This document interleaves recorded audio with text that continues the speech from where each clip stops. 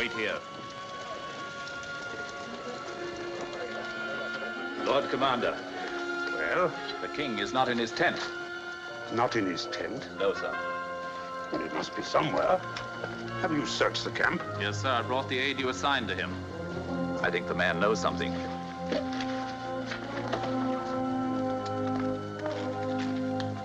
That is the man, sir. You were assigned to attend the king? Yes, sir. Where did he go? Sir, I cannot tell you. As your commander, I order you to tell me. The king pledged me to silence. Where is he? He went with a scouting party. Scouting party? What scouting party? Every night, so we send out small patrols to test the walls of the city. And tonight? Tonight, the waterway under the north wall. A patrol of 20 men under Captain Uriah. You let him go? I could not stop him, sir. We had finished the dispatches. The king stood in the mouth of the tent as the patrol went by. He looked after them, and suddenly he took up a sword and followed them. Take 100 of your best men and go after them. Sir. To arms, men! King. Iron 100! To arms! King of all Israel, out there in the darkness exposing himself to the enemy. Crawling on his belly like a common soldier.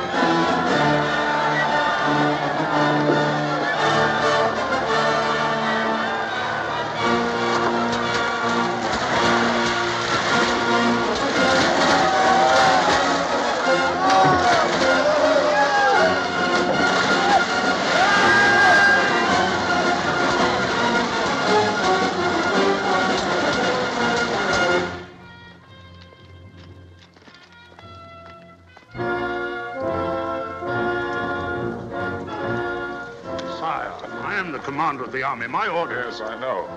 We'll speak of it later. Come in, Your Honor.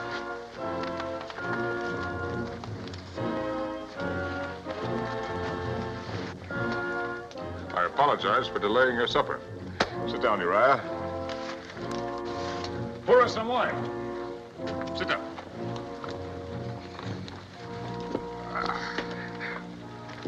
Sire. You're wounded. Let me call the physician. No, let it alone. It's a long time since I've shed any blood. It's good to have proof that it still runs in my veins. Sit down, George.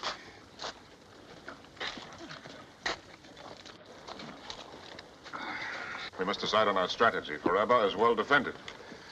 Unfortunately, there are no Joshuas among us to command the walls to fall down.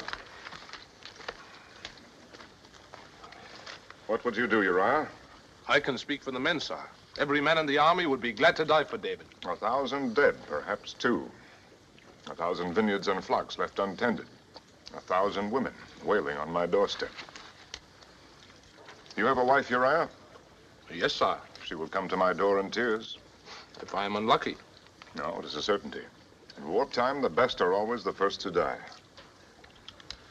Then her tears will be tears of pride. You are too young to know much of women and too brave, whereas I am a coward. A coward, sir. My men go into battle singing an old song. Saul has slain his thousands, and David his 10,000s. That was years ago, when I was captain of 100 like yourself. I was not the king. You will serve me better if you live, Uriah. Come, George. Remain seated. Continue with your meal.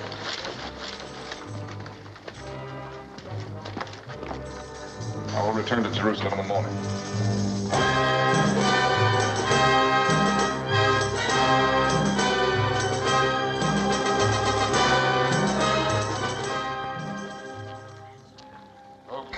of Judah and Israel live forever.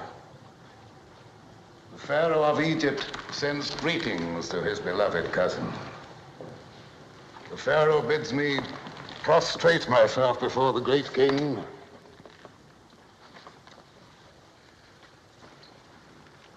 and to present this humble token of Egypt's regard. The king of Israel warms himself in the sun of the Pharaoh's regard.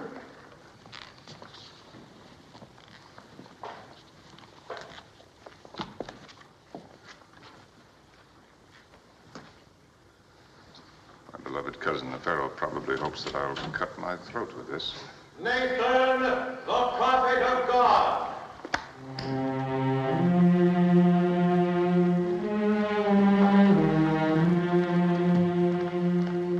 May God walk with David. It is his custom to walk with Nathan.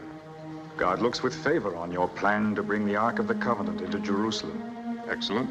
But as to your intention of building a temple to receive the Ark, he has commanded me to say this to you. Thus speaks the Lord. Should my servant David build me a house to dwell in? For I have not dwelt in a house since the day I brought the Israelites up out of Egypt, even to this day, but ever lived in a tent. Have I ever, in all these years, demanded that a temple be built for me? Now, therefore, I say to David, I took you from the pasture, from guarding your sheep, to make you shepherd over my people, even over all Israel. Yes, I understand. God sees no need of a temple. Is that it? That is his word. Very well, I leave such decisions to you. To God, sire. Whatever you like. You may take full charge of the arrangements to bring the Ark here from Baal, Judah. My father, will you hear my petition? Amnon, my son, you need not beg for an audience. You promised me as the heir to Israel all the vineyards north of the Mount of Olives as far as the borders of Ephraim. Yet you have given the large vineyard on the Gibeon Road to Absalom. Did I?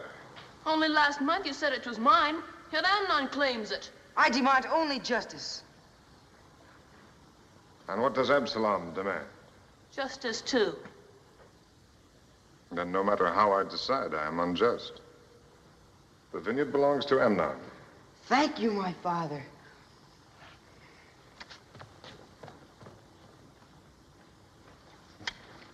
Come with me.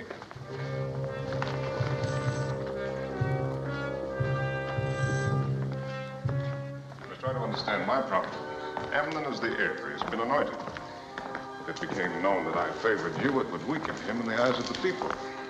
We both know that he needs all the strength that we can give him. We both know he is not fit to be heir.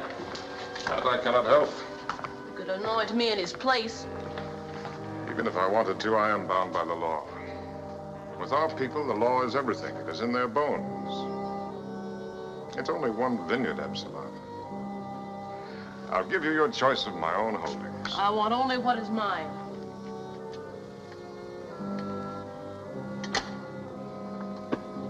Here, take this. It is worth 20 vineyards.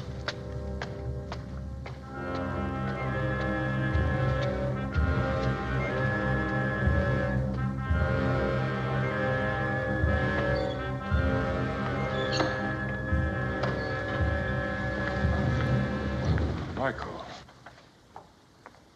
I did not expect to see you here. Does my presence displease the king? Of course not. You're always welcome.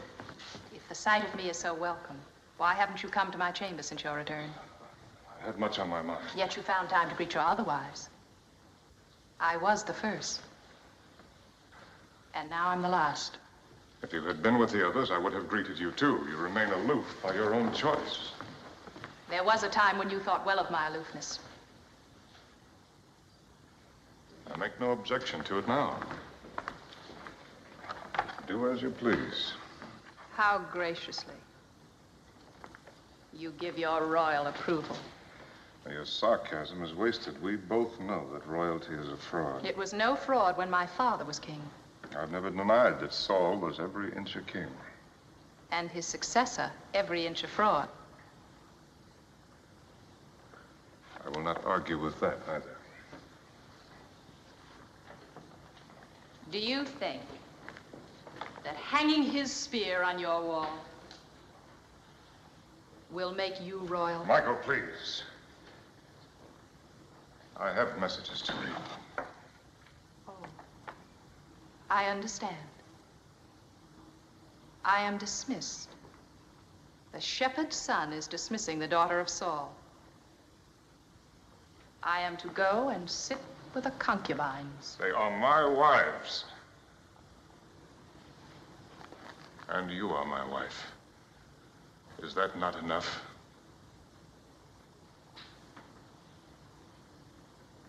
Why did you marry me, David? Why? Because I loved you. You lie. You have never loved anyone but yourself. David, meaning beloved. David, the beloved of David. Whatever you say. My love was wasted. You had no need of it. Is your memory so short? I had great need of it once. I begged you on my knees, but you deserted me. You refused to follow me into exile. You even dishonored your vows and let your father marry you to another. Against my will. You can say so. I cannot help thinking that real love would have fathered a stronger will. Then why did you take me back? You might have guessed.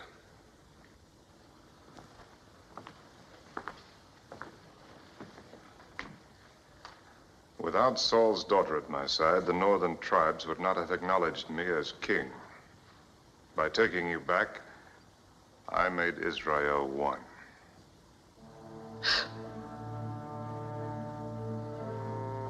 Michael, we're past the days of our passion.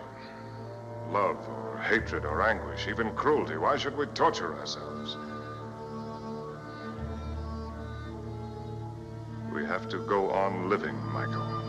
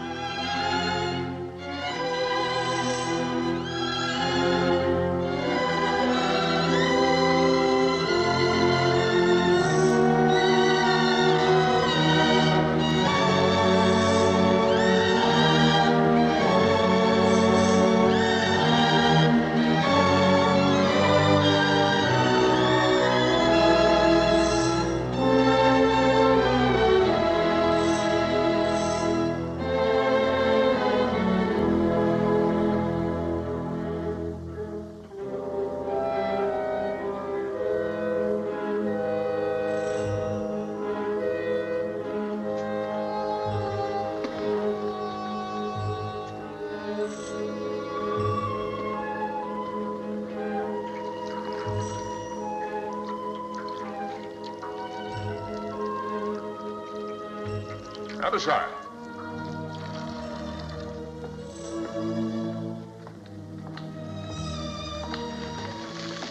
There's a house. Over there. Under that big terebinth tree. You know it? Yes, sir. The house of Uriah the Hittite. Uriah the Hittite. He's a captain with the army. Yes, I know him. Does he by any chance have a sister?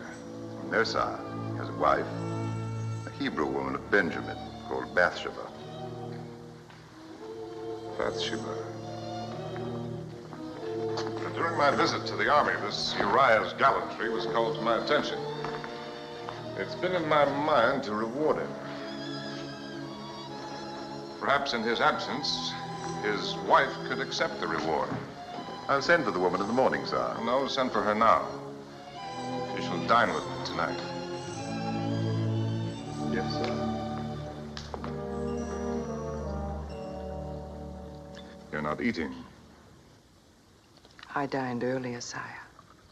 It is my custom when I am alone.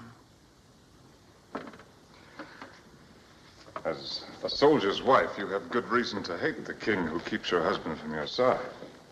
The king does what he must. His needs are the kingdom's.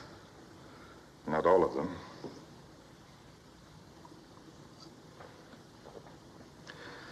This wine is Phoenician.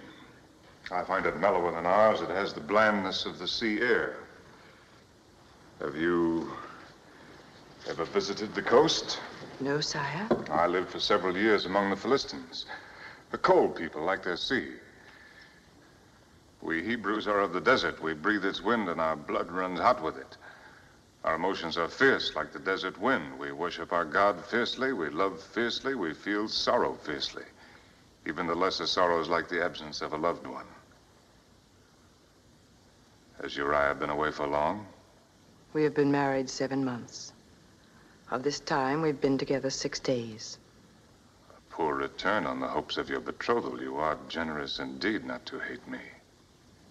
I had no hope, sire. I first saw Uriah on our wedding day when my father brought me to his house. Then 6 days is the sum total of your love. Of our marriage. Yes, sire.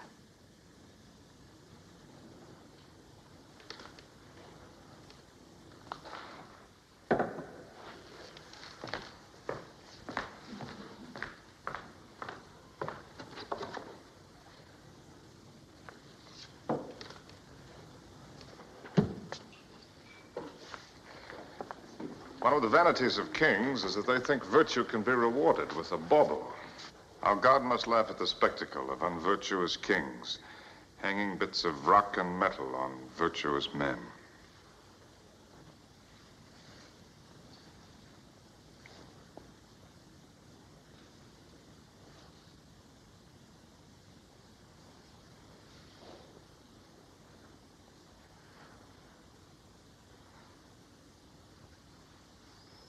That is for virtue.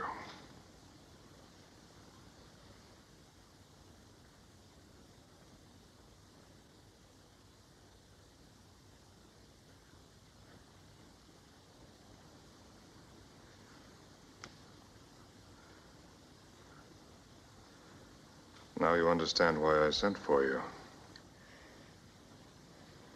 My understanding is not necessary, sire. Why not? You are the king. Is that all? Well, leave the king out of it. Think if any man would be content with such an answer. What other answer can I give, sire? You have sent for me and made known to me your will. What else is there for me to say? In Egypt, that would be enough. There, the Pharaoh has certain rights he can command, but even if I had the right, I've never used my power to take anything by force. All that I have ever had has been given to me. Freely, without restraint. Even Israel, I refused the throne until every elder of every tribe had come to me and begged me to take it. It's been a kind of pride. My pride, never to force myself on anyone. So I said nothing to you until you told me that there is no love in your marriage. Yes, you told me that. And so did Uriah. His dream of glory is his wife in tears. You'd better go.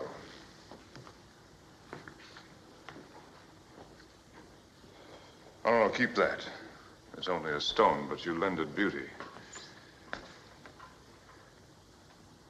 Uriah is a fool. When I looked on you from my terrace tonight, I knew that every future moment spent away from you would be a moment lost. Yet he's found only 6 days for you in 7 months. The perfume of his beloved is the stink of war. Does he think that a man was made only for the agony of battle? Does he call that manhood? Has he no blood, no heart?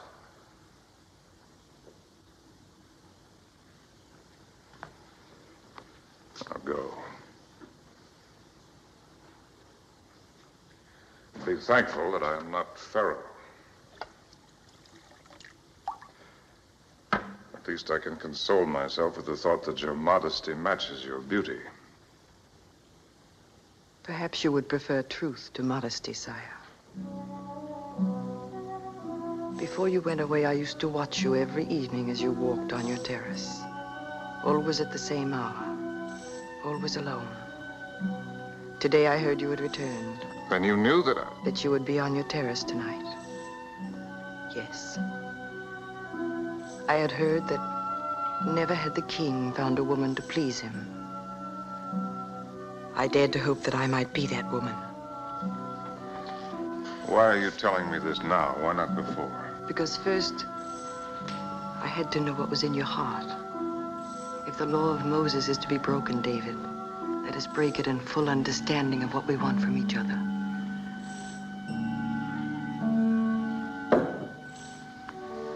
No, please. I'm not finished. There are women you could send for and send away again. I am not one of them. What do you want? To please you. Have I not made it plain enough that you please me? I'll never send you away. If that is what you want, never as long as I live. No, David, that is not all I want. Think not of this one night, but of all the days and all the nights to come. Think if I can give you what you need for as long as you live, as your wife. But you're not free.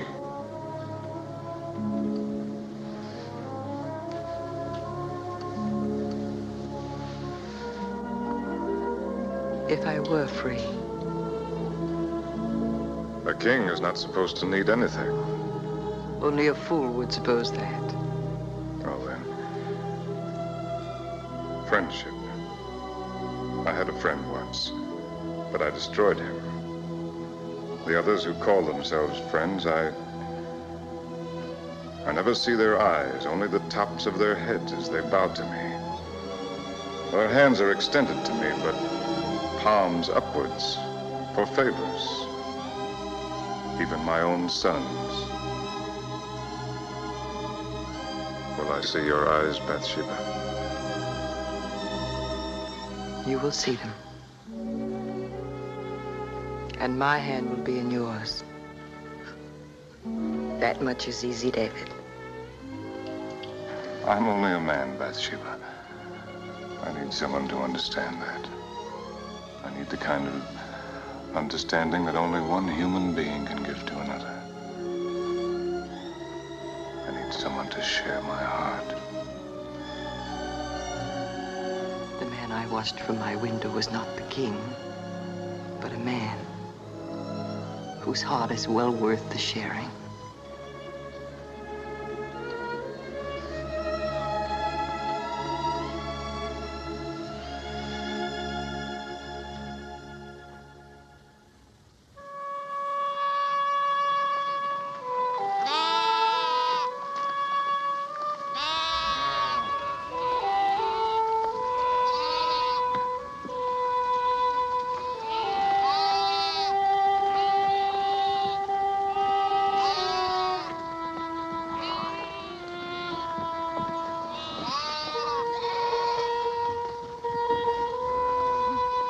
Oh, David!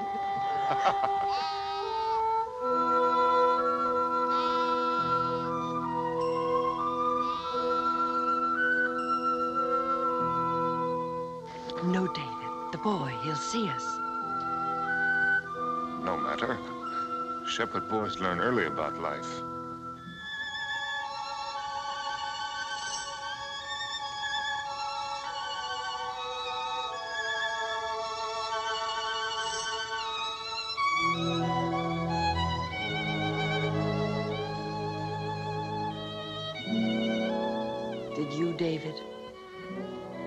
Did I what?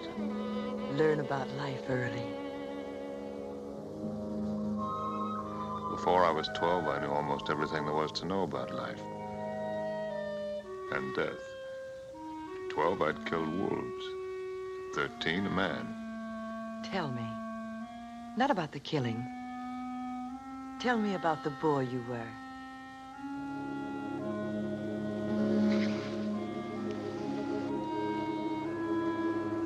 Couldn't be of any interest to you. A woman is interested in everything about her man. Particularly in what he was before she knew him. Well, there's not much to tell. I was a shepherd like thousands of others in Judah.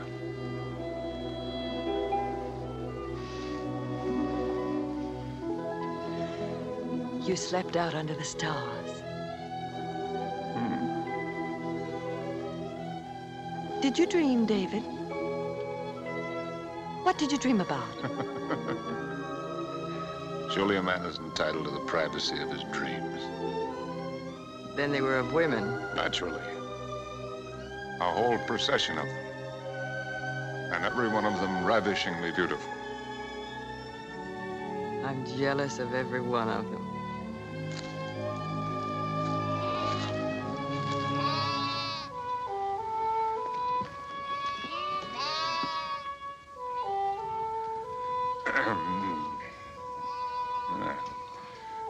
It's been a dry year.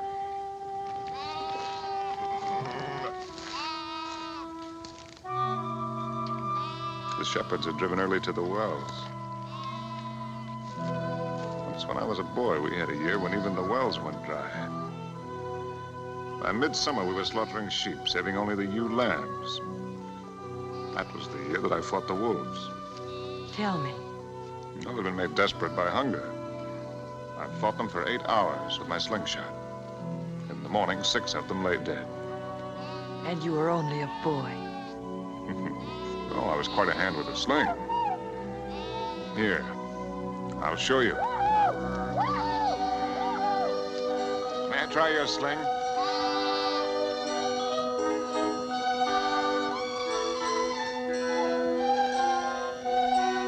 Now, that tree. Watch.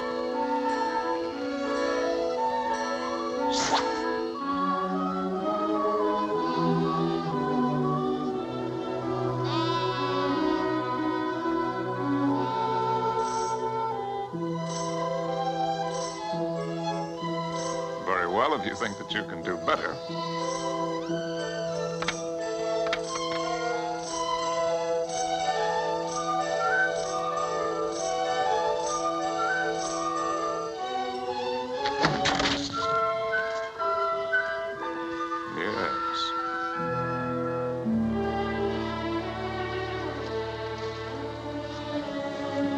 Well, I lack practice.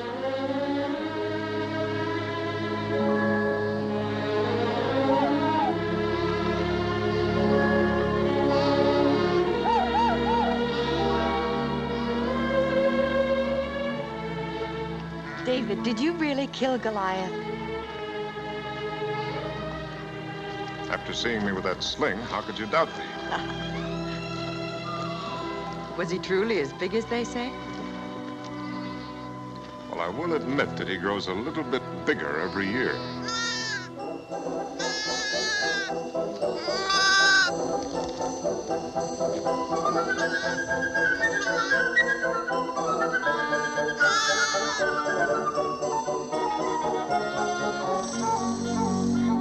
A new life.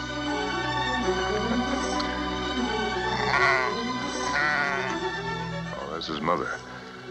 She's caught in the brambles.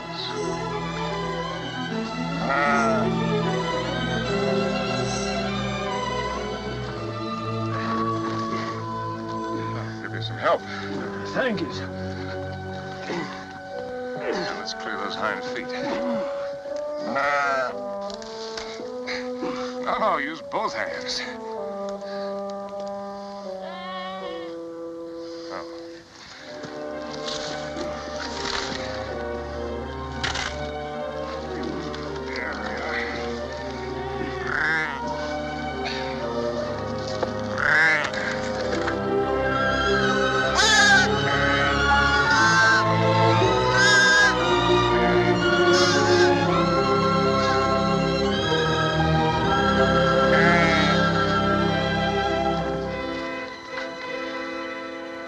An old soldier, sir. I fought for the king. David? Not him, sir. For the king. King Saul. It was in his last battle. There, at the Mount of Gilboa. It's peaceful now. Good grazing for the flocks, though we lack rain this year. But that day it rained blood. Yes. I saw the king die. Saw him fall on his sword when he knew the battle was lost. Tell me, did you also see the king's son die? Jonathan. Yes, sir, I did. You see that rock that juts out from the face of the mountain? The big one, with a sun on it. Prince Jonathan stood there with a loyal friend on each side of him. He fought there the livelong day. His friends went down, but still he fought against tens, then against hundreds. They overwhelmed him. Those Philistines and their brass and heathenish helmets. It was a black day for Israel. The king gone, Jonathan gone. None worthy to take their place. Yet Israel found a king in David. Saul was king. Jonathan should be king today.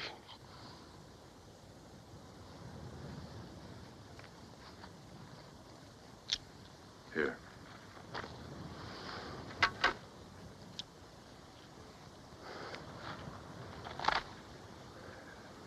Thank you, sir. Thank you kindly.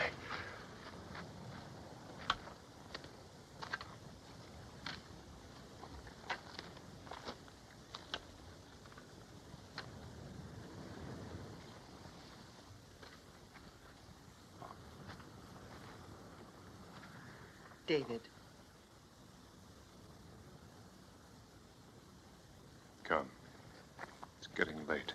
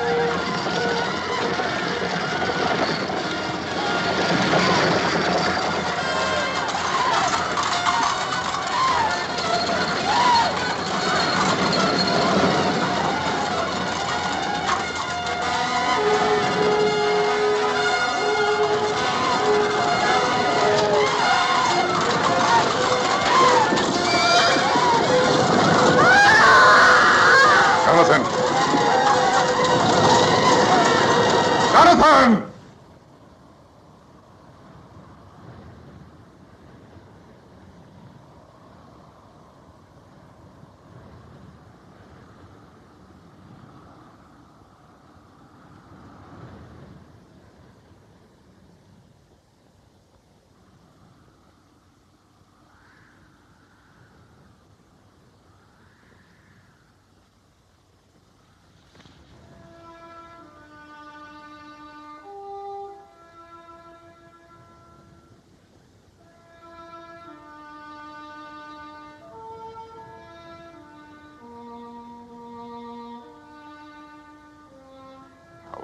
Fallen in the midst of the battle.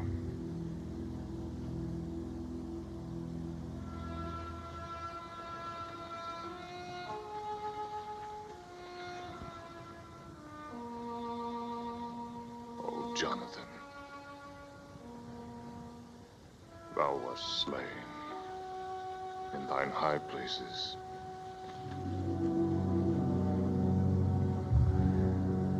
I am distressed for thee, my brother, Jonathan.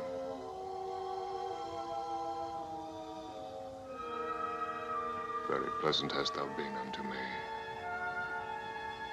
Thy love to me was wonderful, passing the love of women.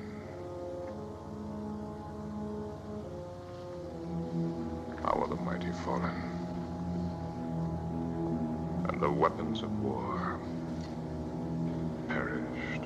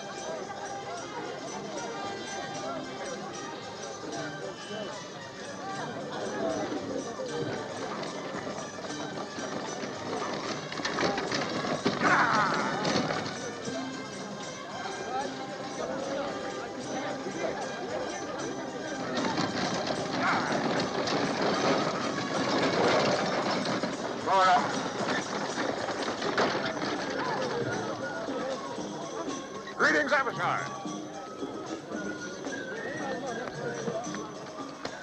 I received your message. Am I in time? Yes, sir. Even now, the caravan approaches Jerusalem.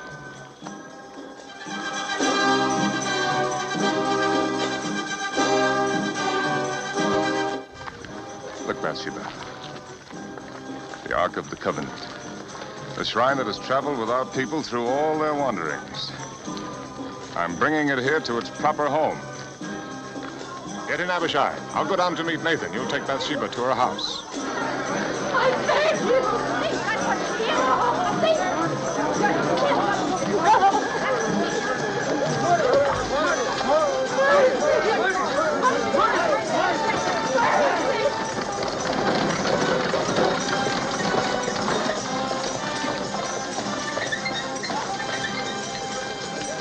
Mercy, I beg you. It's for you to cast the first stone.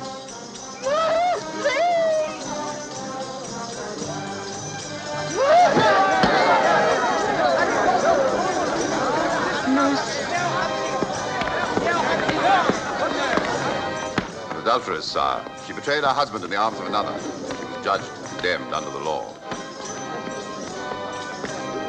Go. Take her home.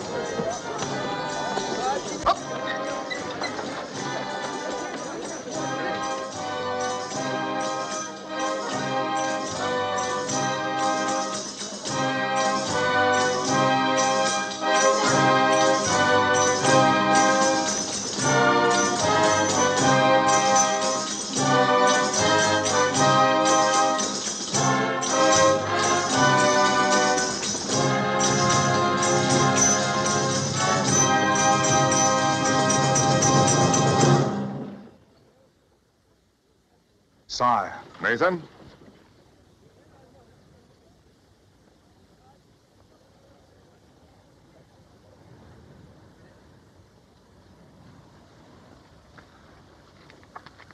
God's design is a strange one, Nathan. Consider how this box of wood has outlived the flesh that made it, and preserved it and venerated it. A pity that it is mute and blind and cannot tell us of our ancient dead. Of Moses on the mountaintop, of Miriam and Aaron, of Joshua at the walls of Jericho. No, sir! Do not tempt the thunderbolts of the Lord. His dwelling is not to be profaned by unconsecrated hands. To touch it is to die.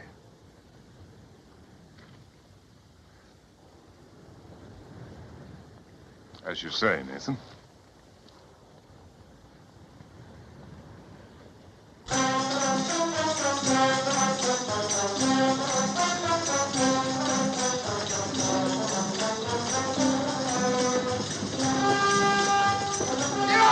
The Ark of the Covenant at falls!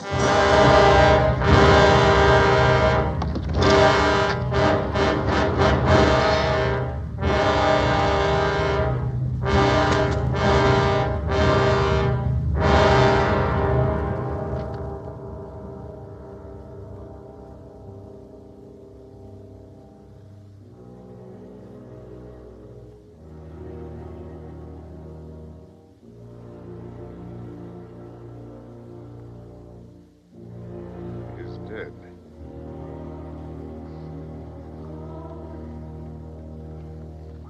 Let all take heed and bear witness to what they have seen, that the people may know the will of God. The time is not right for the entrance into the city. Unhitch the oxen. Let a tabernacle be erected on this spot. Let the ark remain here outside the walls until God has signified the appeasement of his wrath.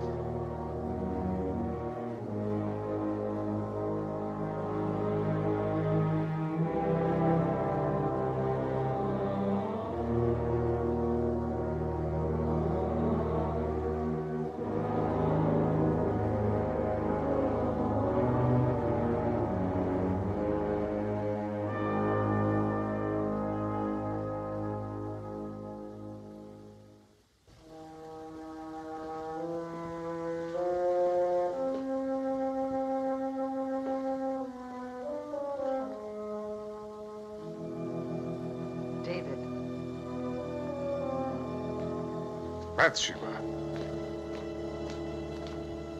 You shouldn't have come here.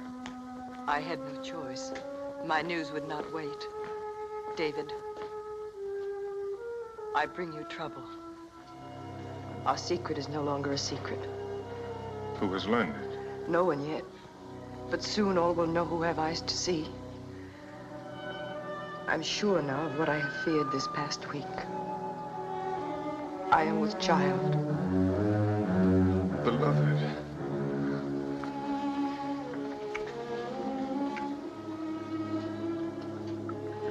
No need for tears. You bring me only joy. What man would not be happy to learn that his wife will give him a child? I am not your wife. You are my only wife. Please, beloved, do not be afraid. I am not afraid. Soon enough, we must all go down to Sheol. My tears are for our child who will never see the light. Bathsheba, listen to me. You will not die. The law says that I must. They would not dare. I am the king. The Israelites have had kings for less than 50 years. They've had the law of Moses for hundreds. Then I will give them their kingdom. You and I will flee into Egypt. No, David. Your life is marked out on a certain course. Even you cannot change it. It is God's design.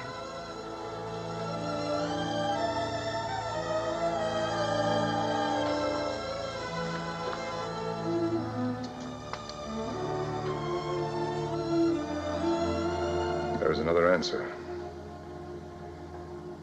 Uriah. Uriah is a soldier. Soldiers die every day in battle, and not always by enemy hands. No, David. Even our love could not bear the burden of such a crime. The crime lies in the chance that I was born a Hebrew. In any other nation on earth, Uriah's life would be forfeit. It would be no less a crime.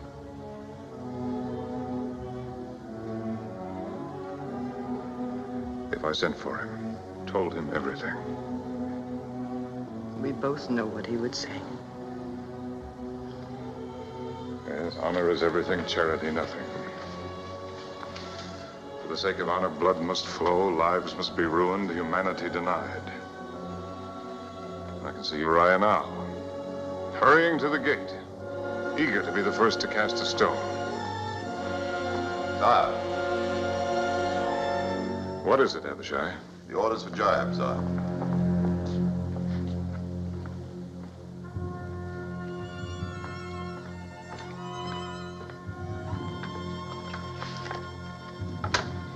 Yes.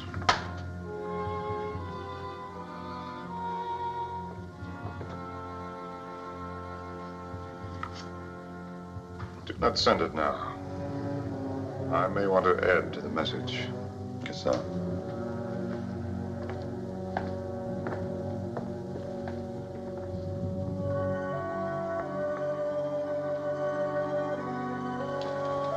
There is another way. Perhaps it will solve nothing. But at least it will gain us time. If Uriah can be made to believe that the child is his, But he has been away almost a year. I will send for him to report on the campaign. He'll be here in Jerusalem one night, perhaps two. Called me your wife. The law calls you his. That is not worthy of you, David. It tears my heart to suggest such a thing. But it is your life, beloved. Your life. It is shameful what you ask. There is no shame too great. No act so vile that I would not commit it. It would save my love.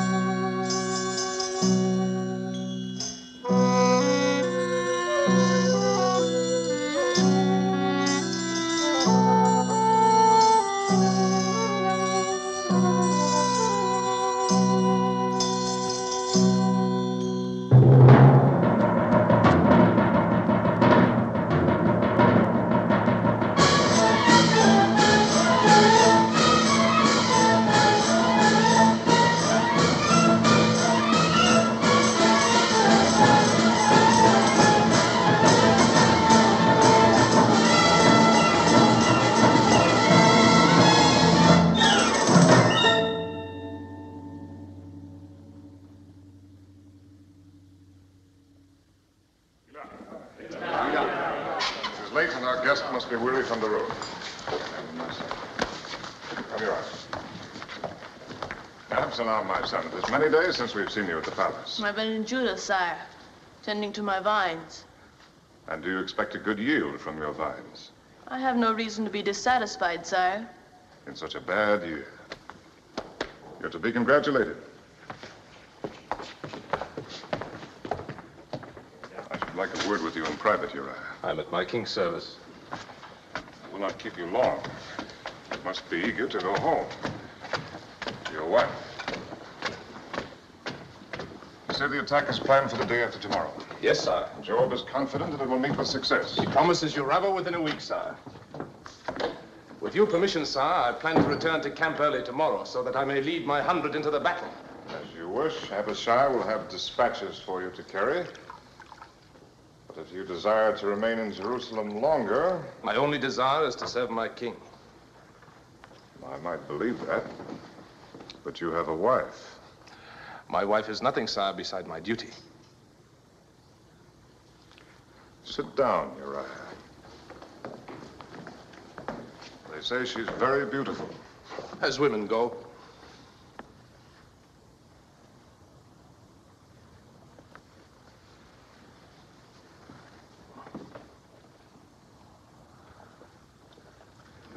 A woman does not always share her husband's devotion to duty.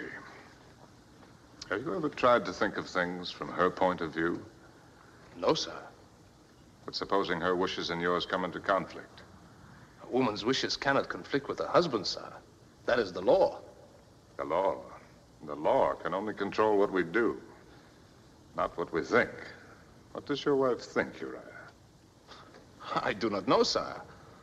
Is it possible that you believe that she does not think or feel? A woman is flesh and blood, Uriah, like us.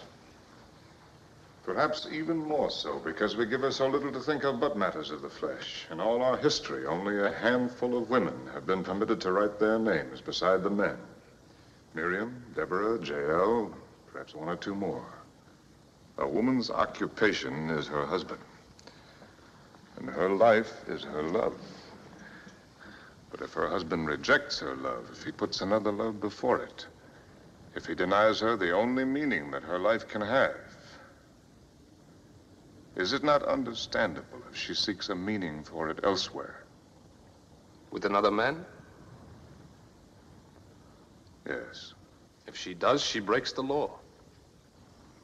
But if her husband feels pity for her, under the law, he is the one who must condemn her.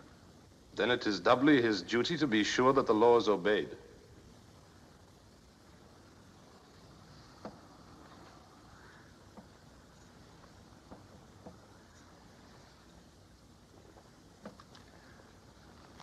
Would you condemn your own wife, Uriah? Bathsheba? But that is not possible. But if it were possible? I would not hesitate to do my duty, sir. You would force her to suffer the most horrible of deaths. Let the mob drive her like a dog through the streets to the city gates. Watch the cruel stones strike her flesh. Yes, sir. If she had broken the law.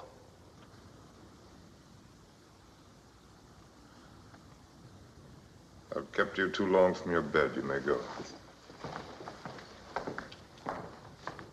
Sire, will you grant me a boon? What is your wish?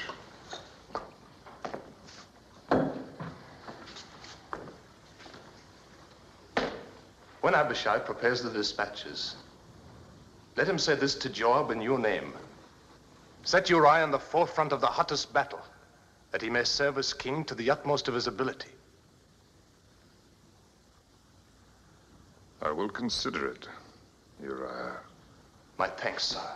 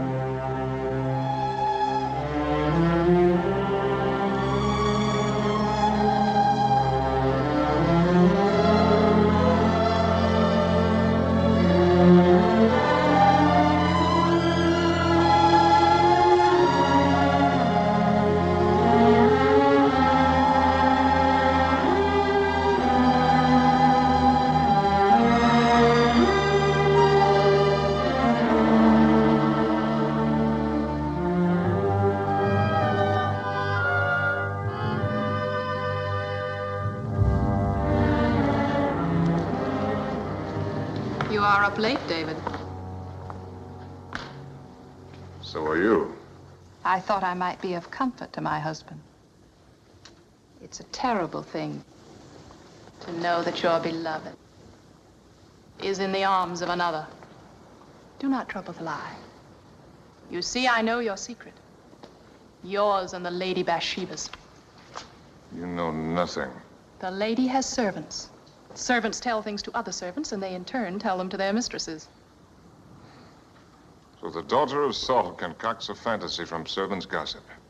Bathsheba's condition is no fantasy. And the child she carries is yours. Oh, my husband, I guessed at once why you had sent for Uriah. Only David would have thought of it. A clever trick, worthy of the son of goatherds. Get out. You cannot save Bathsheba now. Your scheme has failed. Uriah has not been to his house all night. Even now, he sleeps here in the palace with the officers of your God.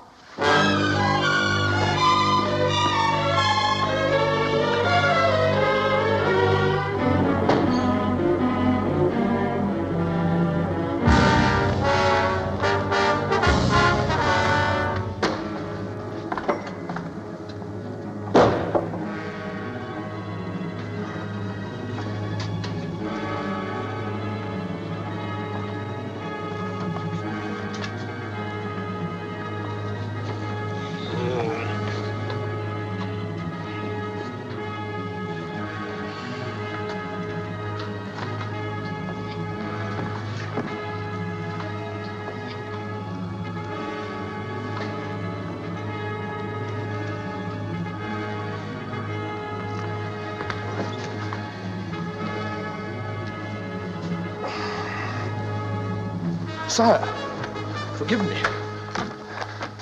I have slept late. I told you to go home. I ask your pardon, sire. I could not go to my wife. Why not? It's a matter of my own worthiness. Perhaps you will consider this foolish, but when Joab told me I was to come to Jerusalem, I swore an oath on my sword. I swore that while the army still slept in tents, while Rabbah still stood in defiance of God's will, I would deny myself the comforts and the pleasures of my own house. I would keep myself clean for battle as if for entering the tabernacle of the ark. I'm sorry if I have offended my king.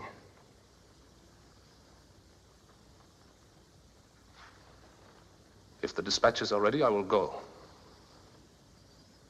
You fool. You stupid, blind fool.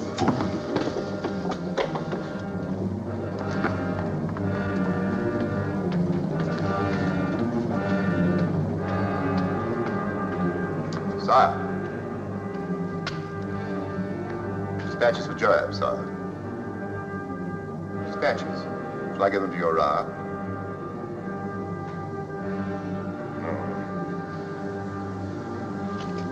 No.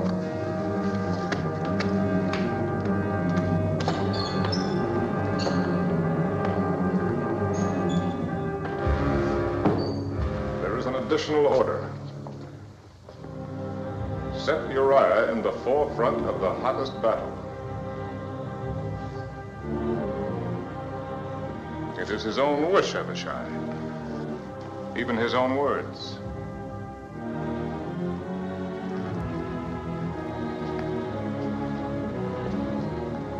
Is that all? No. I will not add hypocrisy to my other sins. Even if Joab should understand what I intend, I cannot ask him to share the burden of my guilt. Here is the order. Set Uriah in the forefront of the hottest battle and retire from him that he may be smitten and die. Yes. When it is finished, seal it and give it to Uriah. Yes, sir.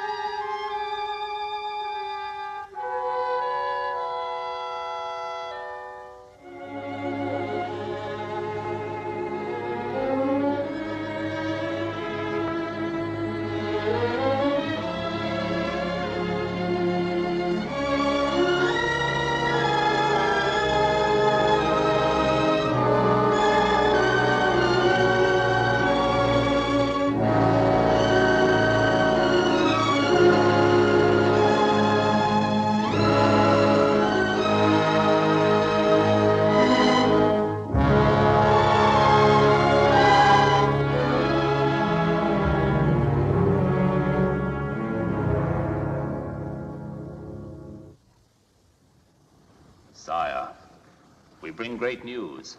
The walls of Rabbah have been breached. When we left, there was fighting in the streets of the city. Joab bids me urge you to come to Rabbah with all speed to receive the surrender of your enemies.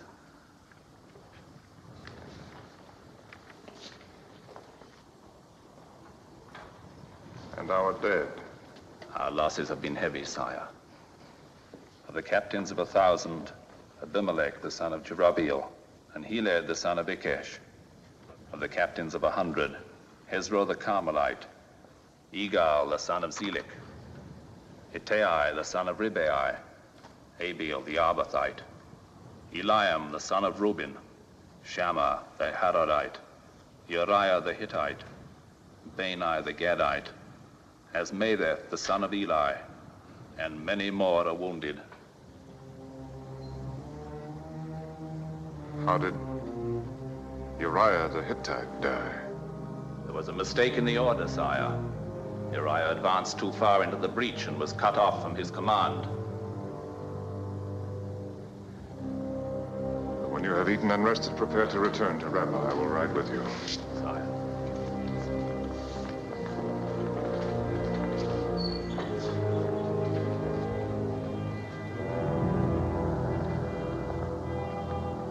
Sire, Lady Bathsheba's servant is waiting for your answer. Go to Bathsheba. Tell her that Uriah is dead. Tell her to prepare for our marriage at the end of her month of mourning. Will you not go to her yourself? No.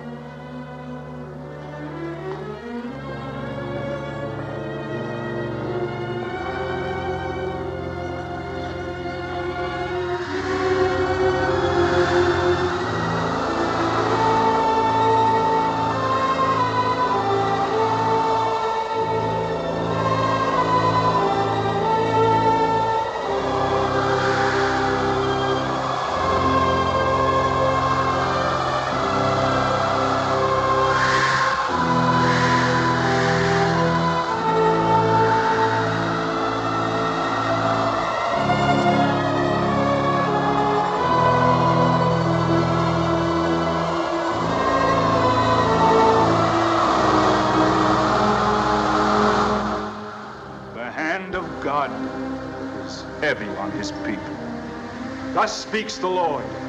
I will withhold the rains and cause the fields and vineyards to dry up and the flocks to grow thin. I will waste the land with drought, the people with famine. Yea, I will smite Israel for its sin against me. Woe unto Israel! Woe unto my people who have sinned. What sin, Nathan? The Lord has not vouchsafed to me its nature. But evidently the sin is great, thus to incur his wrath. Does it take so much to make him angry? That soldier who laid hands on the ark, he was only trying to be helpful. It is not for us to question the ways of the Lord. I question nothing. Yet the sun was hot that day. The man had been drinking wine. All were excited when the ark began to fall. Is it not possible that the man might have died naturally from other causes? All causes are of God. We've had droughts before, Nathan. I'm buying grain in Egypt and Philistia. There will be enough for everyone until the rains come if I have to empty my treasuries. Now, what more can I do? Is there anything else? Yes, sire. I have sat in the gate and listened to the people talk of the king.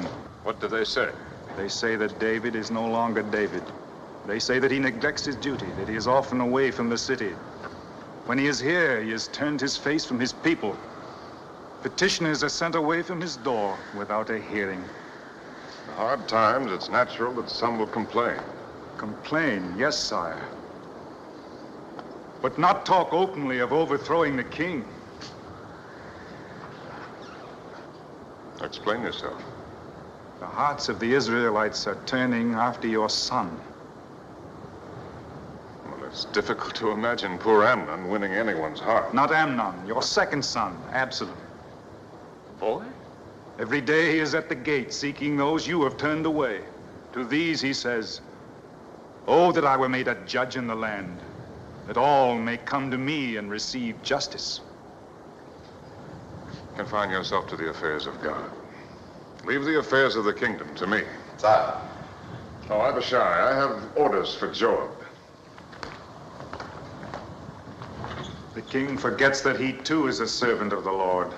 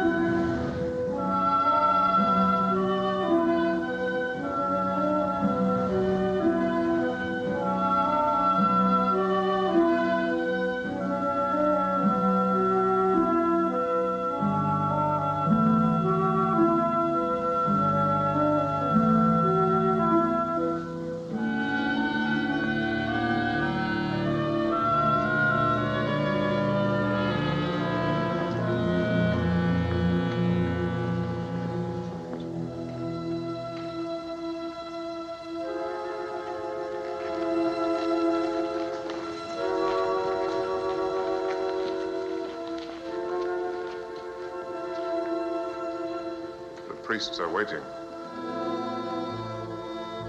I have been waiting these days and weeks, waiting for a word from the one who called himself my lover, for a sign that all of his promises were not lies. Beloved, Do not call me that. Even the word is a lie.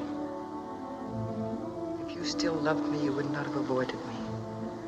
You would not have left me in darkness, alone with my fears. You know that I was called to Rebbe. It is a week since your return. They are waiting. Let them wait. There will be no wait. I will not try to justify my behavior. But even if I have earned your hatred, you know why the wedding must take place.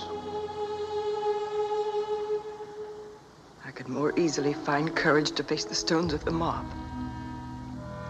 If our marriage is no more than an act of charity on your part, then say so. If I have lost your love, tell me, and I will trouble you no longer. I am not a beggar, David. Beloved,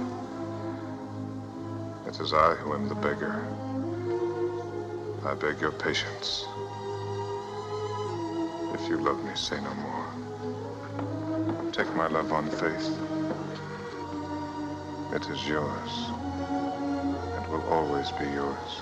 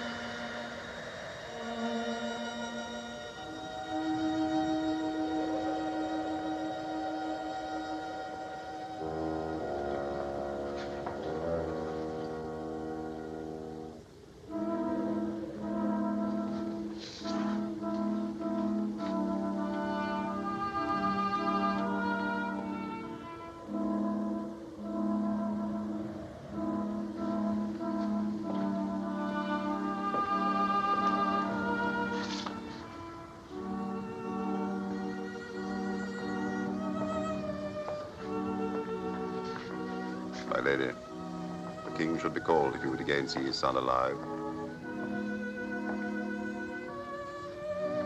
Call him.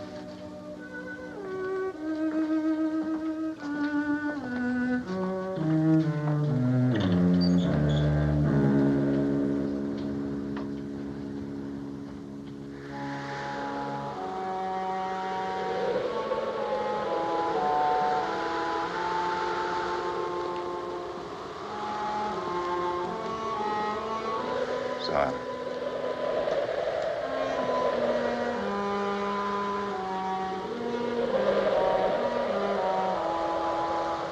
Lady Bastard asks your presence. The child is better. No, sire.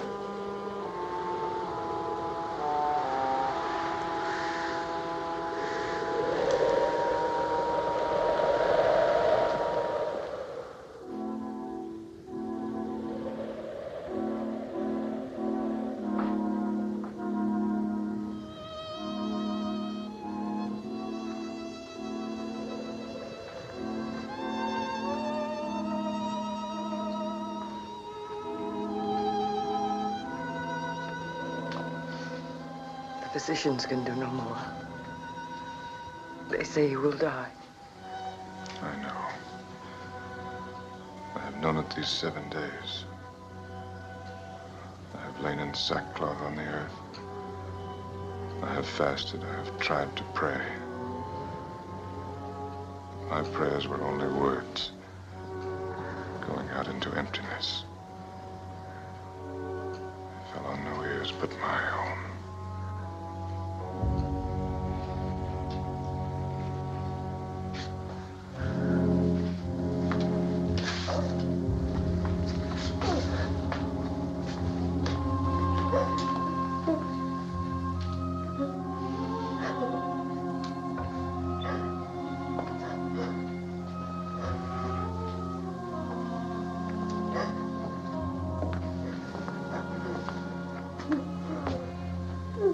Sire, you told me to inform you. The ambassador from Egypt has arrived. Shall I send him away?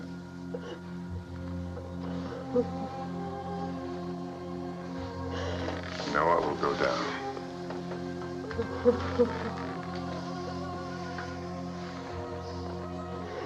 The time for grieving is past. Will it bring my son back if I mourn for him? No, I shall go to him. But he will not return to me.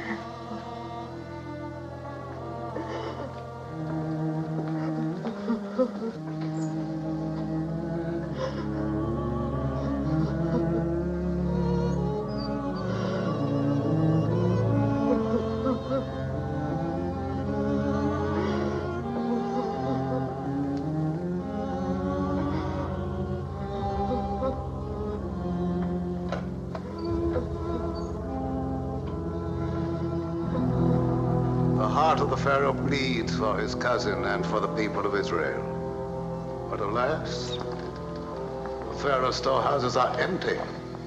There is barely enough grain to feed Egypt. The heart of the Pharaoh cannot bleed, for it is bloodless. The storehouses of Egypt are full. My sacred Osiris, I swear to you I speak truth. Dog of Egypt, you lie. And your master lies. It is only what I expected. Charity is not to be found among the virtues of those who make gods of vultures and hyenas. Now go. Nathan, the prophet of God.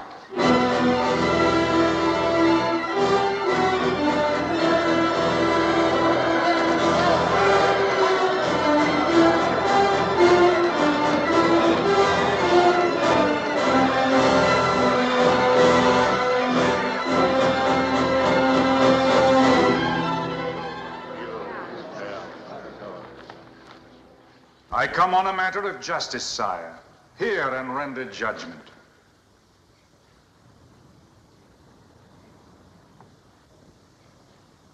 You may speak.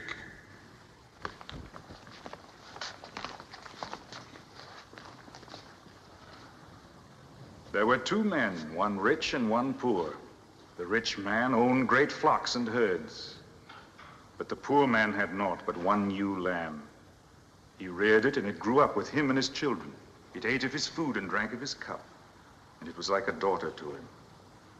Now there came a wayfarer to the rich man, asking meat. But the rich man did not take of his own flocks, feed his guest. Instead, he took the poor man's one ewe lamb and slew it and prepared it for the wayfarer. What is your verdict upon this man? He shall restore the lamb sevenfold. The lamb is dead. It cannot be restored. Then the man deserves to die, because he had no pity. You are the man.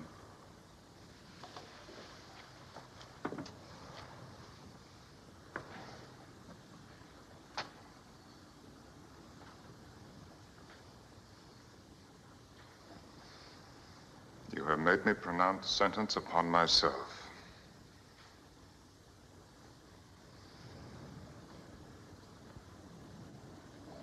Very well. It is done. And there is no appeal. It is the will of God, and I accept it. Gladly. It is not his will that you should die, David. Worthy or unworthy, you are his anointed. Through Samuel, he chose you to lead his people. Your labors in his behalf are still unfinished. But you cannot escape the punishment of the Lord. I have not escaped it. My son is dead. His justice is still unsatisfied. You have paid for your adultery, but you have also killed. You have taken up the sword and slain your fellow creature for your desire. Now, therefore, the sword shall never depart from your house. You shall know the hatred and ingratitude of your own flesh. Brother shall turn against brother, and son against father. The history of David's house shall be a history written in blood. You tell me nothing new. I am content. Even so, the tally of the Lord is not paid. The woman has been denounced. She also must expiate her sin. She has lost her child. Is that not enough? Bathsheba has sinned, and she must render payment according to the law of Moses. Uriah's death was my act, and mine alone. She was a faithless wife. Faithless only because I made her so. Could she deny the king? When I called her, could she refuse to obey my commands?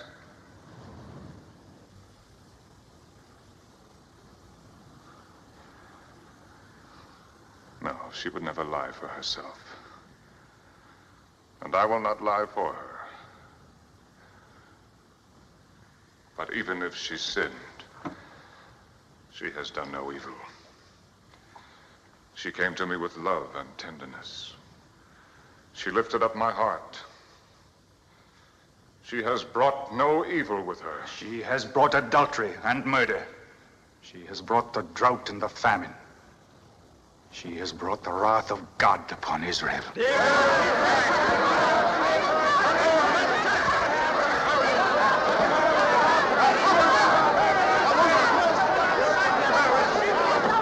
know the law, and so does David. Yes, I know the law. Where are the accusers?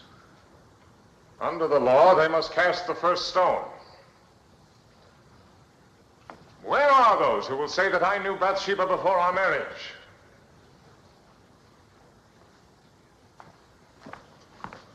Who will dare to say it to my face?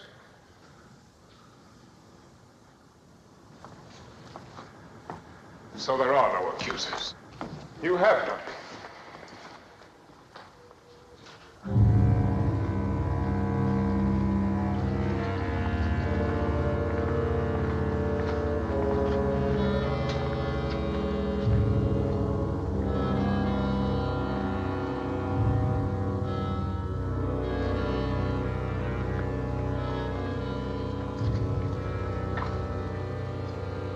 Michael. I cannot find it in my heart to blame you for what you do. But you, Absalom, my son, have I given you cause to hate me so? Go, David, and bring Bathsheba here to face her judges. You have made her a queen in Israel. It is not fitting that she should be dragged to judgment by the people.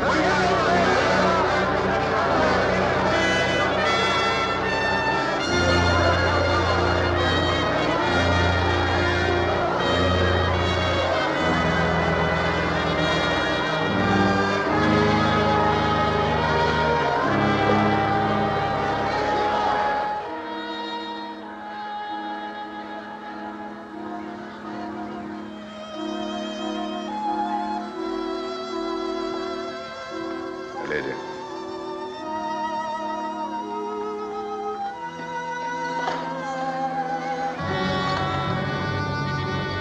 Abishai, go to the stable and get horses. Bring them to the gate in the garden wall. Yes, sir. No, not that way. They'll be watching. Go by way of the terrace. We can be out of the city before they know that we've gone. Sire! The palace is surrounded. Call the guard. Surely my own bodyguard can be trusted. Go! Go!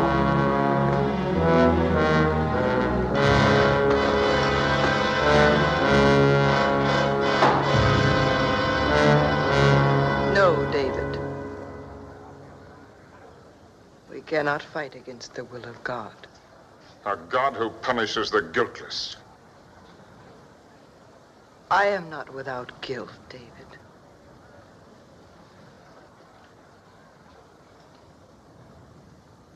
Now I know how Uriah died.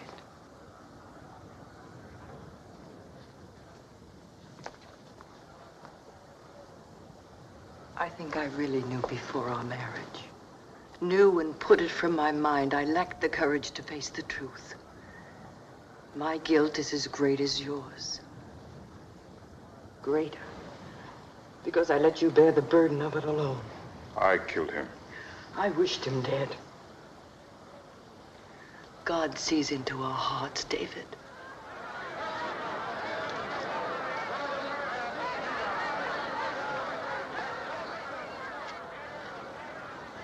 I am ready. Yet I cannot let them take you. I cannot let you die.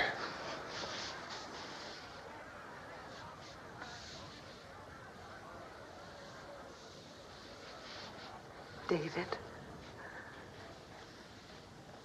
Yes, love.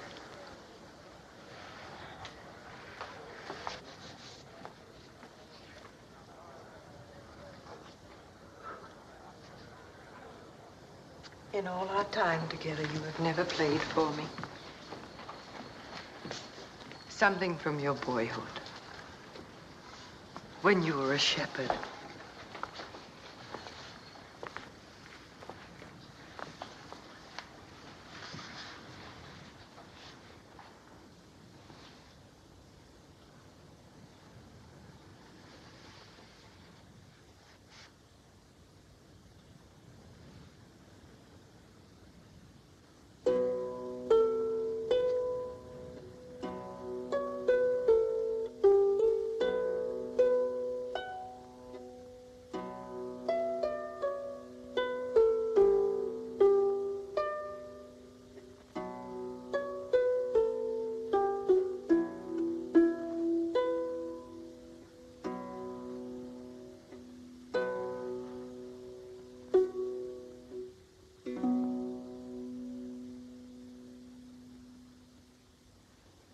The Lord is my shepherd.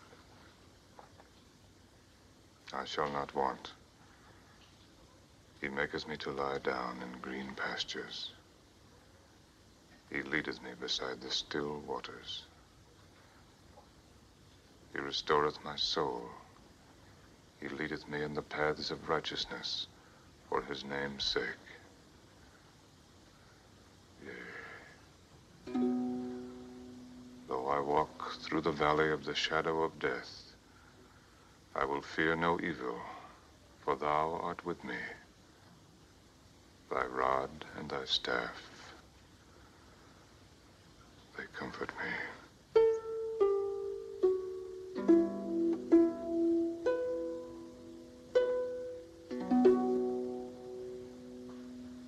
Thou preparest a table before me in the presence of mine enemies. Thou anointest my head with oil. My cup runneth over. Surely goodness and mercy shall follow me all the days of my life. And I will dwell in the house of the Lord forever.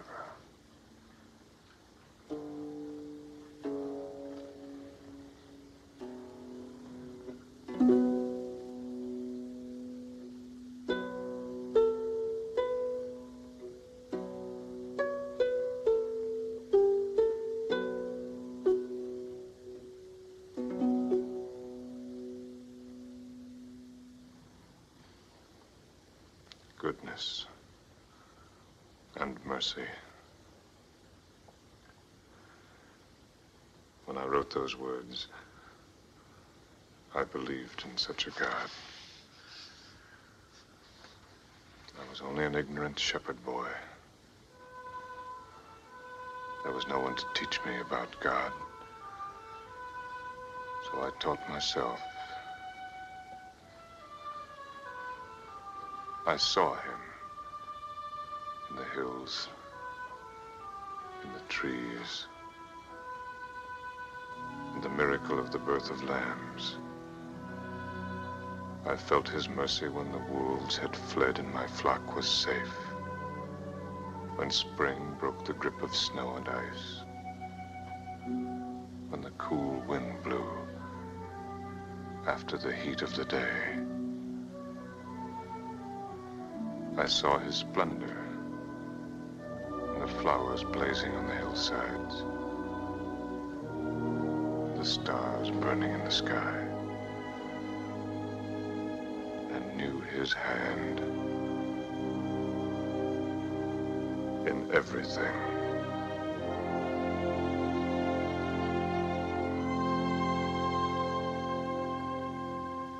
Then I wandered from him. When I tried to find him again, I had lost him. Somewhere in Saul's court, or when I roamed the desert in exile, or in the camp of the Philistines. His image paled in the lights of the cities, and his voice was drowned, quarreling and scheming of the ambitious and the mighty. And now Nathan has found him for me. Not the God of my boyhood days, but a God without mercy. A God who thinks only of his justice.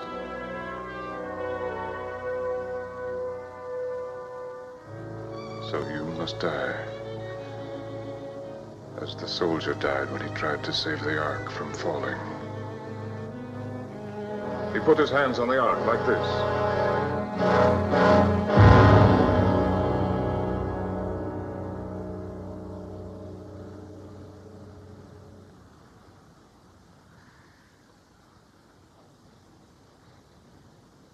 You shall not die.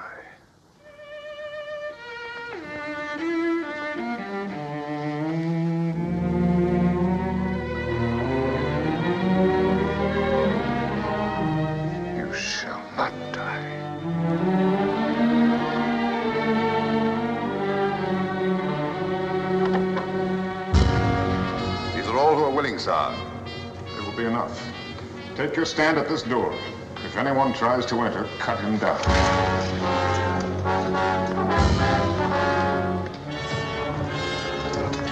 You go to the right door. You to the left. Two at the wall. You to the stairs. You to the head here.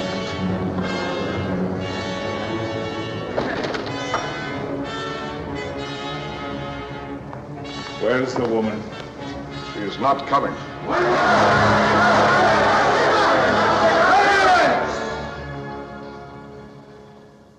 He is the king.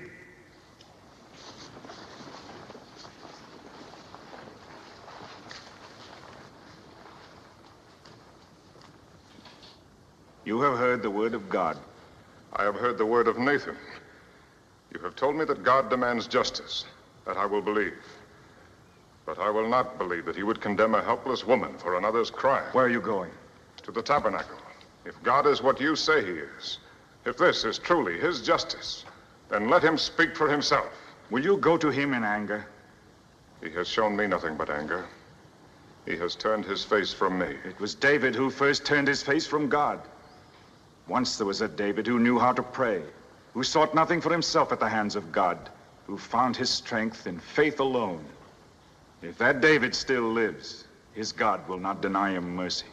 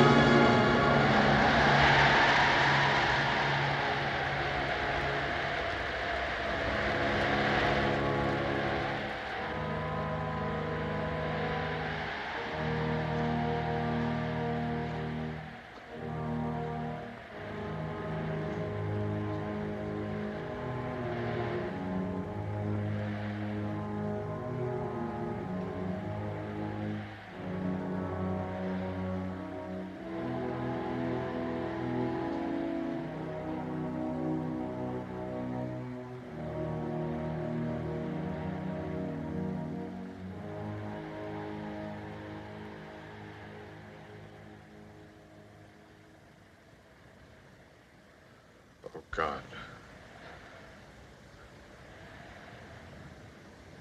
thou God of my early youth, hear my prayer. Let thine eyes, which alone see clearly, fall upon thy worthless servant.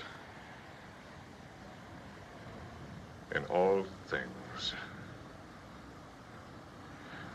have I failed thee.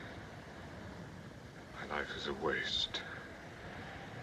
My crimes are many and terrible. To my sons I have bequeathed the evil that is in my blood. I have led my people into misery and want. I have used thee with ingratitude and betrayed thy trust. I have been a faithless shepherd. I am dust in the sight of thine eyes. I am less than the meanest creature crawling in the earth. And yet, O God, I am also thy creation. Take not thy Holy Spirit from me. Thy Spirit, which abode with me in the wilderness. I ask nothing for myself, O God. By my sins, I have put myself beyond the compass of thy forgiveness. But lift thine hand from thy people who suffer for my crimes. Forgive them the sin that is not theirs, but mine. Let the land thou gavest their fathers flow once more with thine abundance.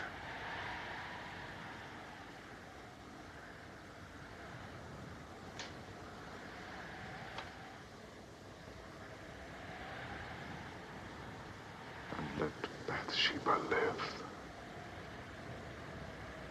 to praise thy name, testify to thy mercy. Show her the loving kindness of thy heart. Cleanse her from sin.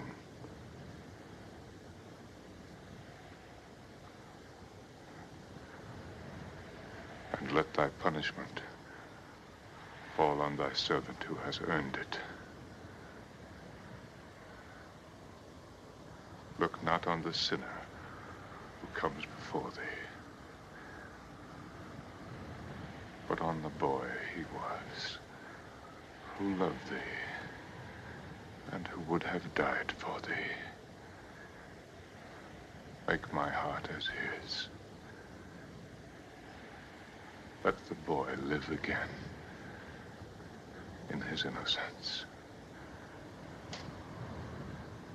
Grant him thy mercy, and take this David's life.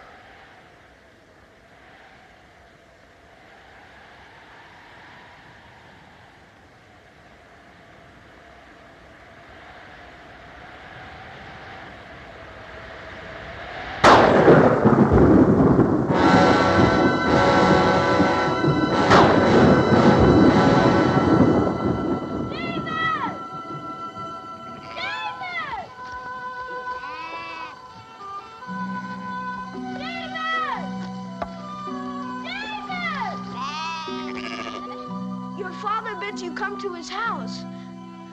I am to stay with the sheep. The prophet is there, the prophet Samuel himself. It is said that he comes to choose a king over Israel.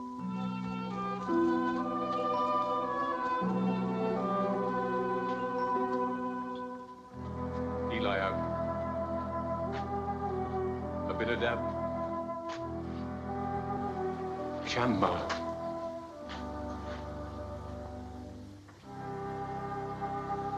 The Lord has not chosen one of these. Any father would be proud of such sons. You do well to feel pride, Jesse. But the Lord does not see as man sees. For man looks on the outward appearance, but the Lord looks on the heart. Who is this? My youngest son, David, who tends the sheep. But he's only a boy. A dreamer, a singer of songs. Come hither, David.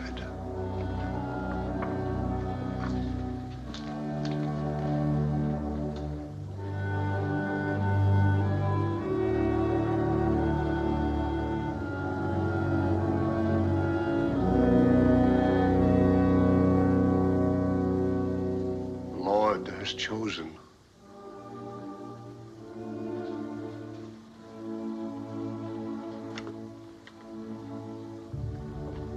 Honor him, David. Walk in his light, and you shall serve him as few are permitted to serve.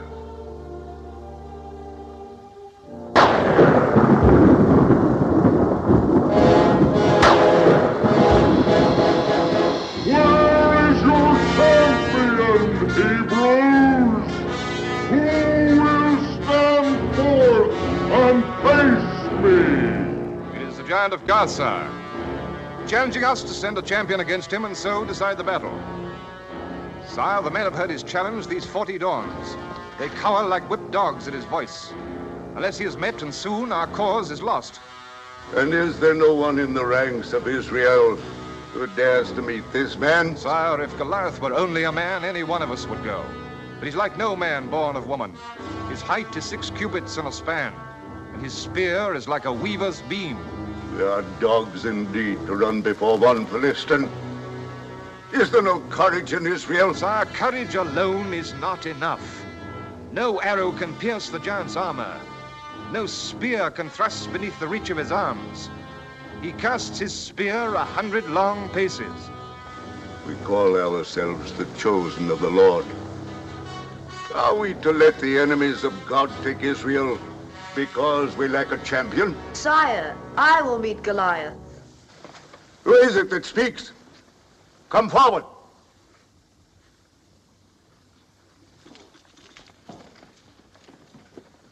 David, my armor bearer.